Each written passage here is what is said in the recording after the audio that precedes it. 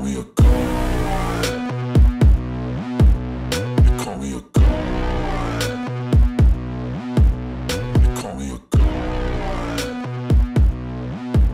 They call me a god. Let's go. Uran शहराला अतिक्रमणाचा अक्षरशः विळखा बसलाय। चारफाटा येथे सिडकोच्या जागेत मागील अनेक वर्षांपासून अनधिकृतरित्या हातगाड्या आणि टपऱ्या काढून व्यवसाय करणाऱ्यांच्या विरोधात सिडकोच्या अतिक्रमण विभागानं तोडक कारवाई केली आहे। यावेळी अनधिकृत टपऱ्या आणि हातगाड्या हटवण्यात आल्या।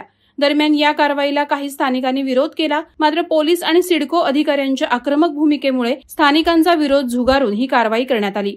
उरण चारफाटा ONGC मार्गावर रस्त्याच्या दुतर्फा अतिक्रमण बसलंय। ONGC सह इतर राष्ट्रीय महत्वाच्या प्रकल्पांना सुरक्षिततेच्या दृष्टिकोनातून धोकादायक ठरणाऱ्या या झोपड्या हटवण्याची मागणी ONGC सह सुरक्षा यंत्रणेकडूनही सातत्याने केली जात होती। उरण शहराच्या प्रवेशद्वाराजवळील मोक्याच्या जागी ही अतिक्रमण होती। दिनांक 20 जानेवारी रोजी सकाळी 11 वाजल्यापासून उरण चारफाटा येथे कारवाई सुरुवात करण्यात आली। यावेळी अतिक्रमण विभाग, पोलीस आणि कर्मचाऱ्यांच्या फौज उपस्थित होत्या।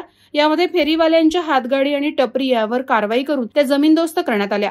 आज जरी सिडको अतिक्रमण विभागानं कारवाई केली असली तरी काही तासातच पुन्हा जैसे थे रस्त्यावर फेरीवाल्यांचं बस्तान बसल्याचं चित्र अनेक वेळा पाहायला मिळतं। सिडको अतिक्रमण विभाग लाखो रुपये खर्च करून ही कारवाई करतात, मात्र पुन्हा अनधिकृत फेरीवाले आपलं बस्तान मांडतात। तरी सिडकोनं कारवाई केल्यानंतर पुन्हा त्या ठिकाणी अनधिकृत साम्राज्य उभं राहू नये याकडे लक्ष देणं आवश्यक बनलंय।